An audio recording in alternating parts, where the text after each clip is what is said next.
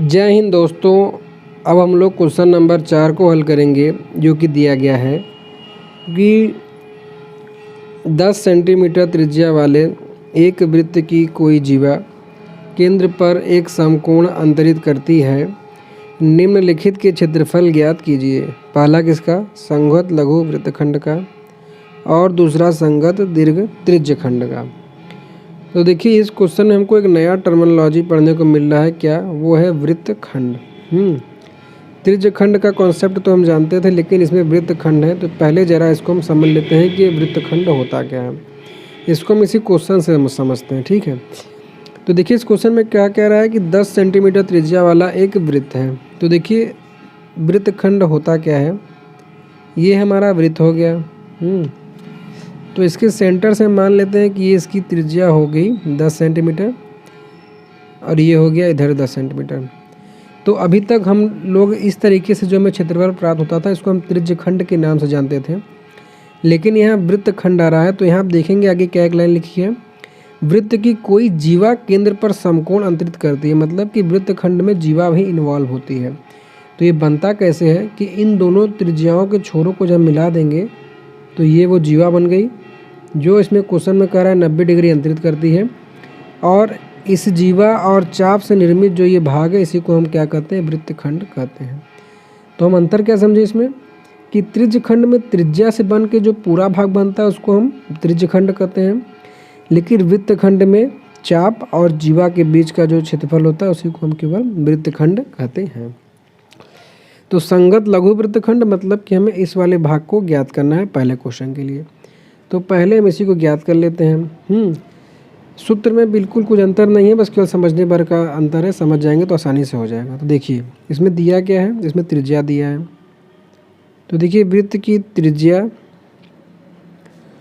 बराबर जो कि दी हुई है 10 सेंटीमीटर, और अगला क्या दिया हुआ है, त्रिज्यखंड का केंद्र पर कोण। त्रिज्यखंड का केंद्र पर कोण दिया हुआ है, जो कि समकोण है, मतलब कि 90 डिग्री। ये आपका है चीटा, ठीक है। तो अब हमें लघु वृत्तखंड का क्षेत्रफल ज्ञात करना है, तो इसको निकाल लेते हैं। इसलिए लघु वृत्तखंड का क्षेत्रफल। देखिए, त्रिज्यखंड का क्षेत्रफल क्या होता था? चीटा बटे 360 इंटू पाई आर स्क्वायर। लेकिन हमको भाग इतना ही निकालना है ना, तो इसमें एक्स्ट्रा क्या आ रहा है? ये त्रिभुज आ रहा है, ठीक है। तो अगर इसको हम नाम दे दें ओ ए बी, तो इस त्रिभुज के क्षेत्रफल को अगर हम माइनस कर देंगे तो हमारा भाग काम हो जाएगा।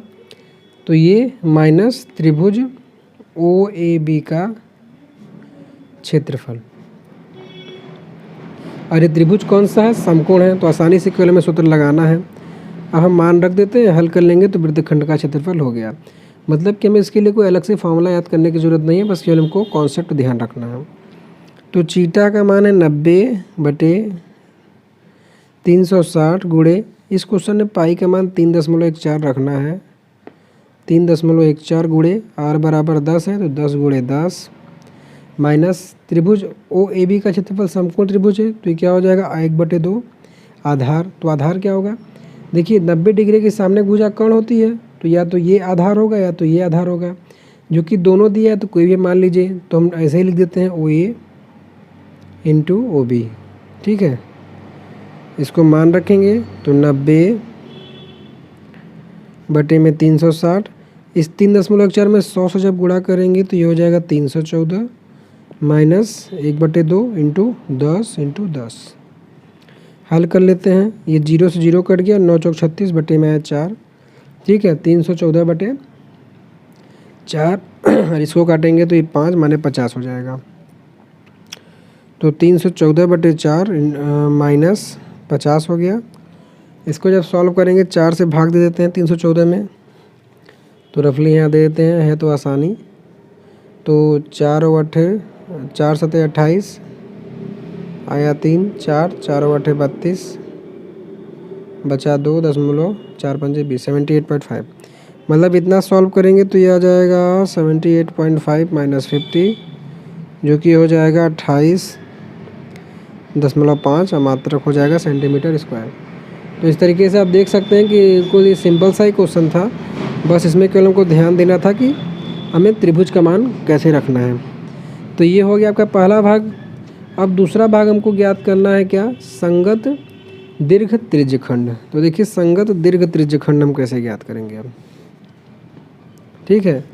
तो ये जो कोण 90 डिग्री था ये लघु त्रिज्यखंड का कोण था, है ना। अब हमको क्या ज्ञात करना है, अब हमको ज्ञात करना है दीर्घ वाला, मतलब कि ये कोण।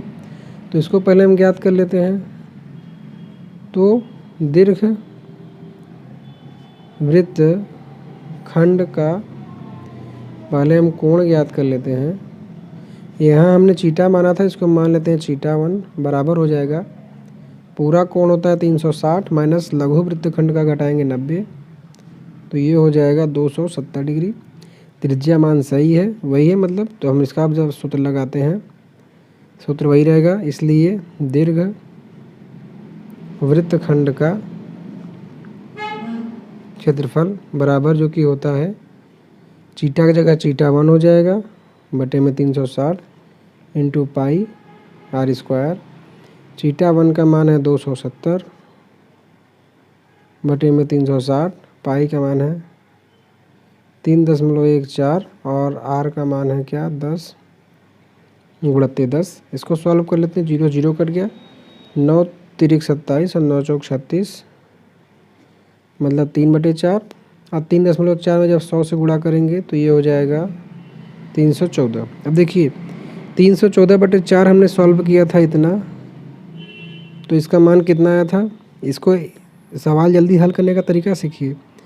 3 गुणे 78.5 यहाँ से आया था, तो 3 में जब इससे हम गुणा कर देंगे, सिंपली है, तो ये हो जाएगा 235.5 सेंटीमीटर स्क्वायर। कितने बच्चे हैं, फिर से इसको गुणा भाग कर दें, लेकिन आपने टैली करके यहाँ से आसानी से निकाल लिया। तो दोस्तों इस तरीके से क्वेश्चन नंबर 4 भी हल हो गया। आशा करता हूँ बताया गया सवाल आपको समझ में आया होगा। तो प्लीज़ वीडियो को लाइक कीजिएगा, और अगर आप नए हैं तो चैनल को सब्सक्राइब कर लीजिएगा।